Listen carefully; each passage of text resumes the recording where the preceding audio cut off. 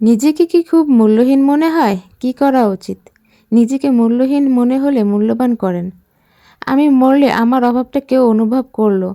আমার কাছে এটাই মূল্যবান হওয়া।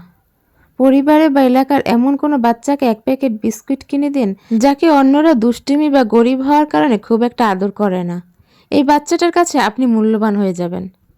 আপনি মরলে সে বুকের মধ্যে একটা খাকা শূন্যতা অনুভব করবে। আপনি চলে যাওয়ায় একটি শূন্যস্থান তৈরি হলো। এটাই তো মূল্যবান হওয়া। বান্ধবীকে রাস্তার পাশের গাছ থেকে একটি ফুল ছেড়ে দিন। ফুলের ন্যূনতম সুগন্ধ থাকলে আপনার বান্ধবীর মনে অন্তত একটি বকুল ফুলের সমান আকৃতির সুখ জমতে বাধ্য। একদিন জমতে জমতে হয়তো বাগান ভর্তি গোলাপ ফুলের সমান সুখ জমা হবে। সেই সুখটা সুপ্ত থাকবে। আপনার অনুপস্থিতি এই সুপ্ত সুখ তার মনে আপনার জন্য শূন্যতা তৈরি করবে। ক্লাসে যাকে নিয়ে সবাই সবসময় মজা করে তাকে ডেকে এনে সবার সাথে বসান। তার বিষয়ে একটি পজিটিভ বাক্য বলুন। তার কাছে আপনি দামি হয়ে গেলেন। রাস্তায় কাদা জমে আছে। সবাই হাঁটতে সমস্যা হচ্ছে। রাস্তার পাশে দুটো ইট এনে হাঁটার পথ তৈরি করে দিন। এই পৃথিবীতে আপনার মতো মানুষই দরকার। পৃথিবীটা আপনার উপর ভর করেই টিকে আছে। রাস্তার পাশে একটা বিড়াল ছানা অর্ধাহারে অনাহারে ঘুরে বেড়াচ্ছে। মাকে হারিয়ে ফেলছে। আপনি বিড়াল ছানাটাকে বাসায় নিয়ে আসুন। এনে থেকে আদর যত্নে পরম স্নেহ মমতায় লালন পালন করুন। আপনি মরার পর আর কেউ না কাঁদলেও দেখবেন এই বিড়াল ছানাটা আপনার কবরের কাছে গিয়ে সবসময় নীরবে পানি ফেলছে। বিশ্বাস করুন আর না করুন, পৃথিবীতে একটা মানুষও যদি আপনাকে দাম না দেয়, তারপরও আপনি দামি।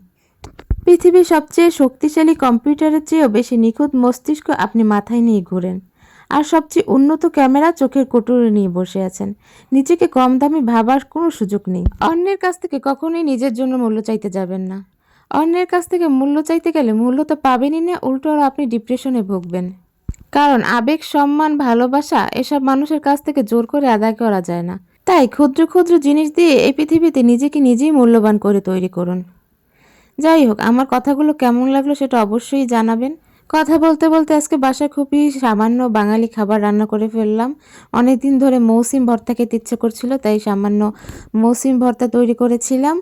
সাথে ছিল লাল শাক ভাজি, আর ছিল একটা মাছ, এটা তো আমাদের এলাকায় বলে তুলার ডাঁড়ি মাছ। তো ওইগুলো রান্না করেছিলাম আজকে। এই মৌসুমি ভর্তাটা আজকে আমি ব্লেন্ডারে করব। আমি আবার ব্লেন্ডার ছাড়া পাটা ইউজ করি না খুব একটা।